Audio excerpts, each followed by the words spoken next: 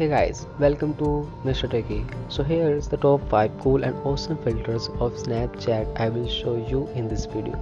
So guys, if you are new in this channel, subscribe us and hit the bell button and never miss our updates. So let's get started.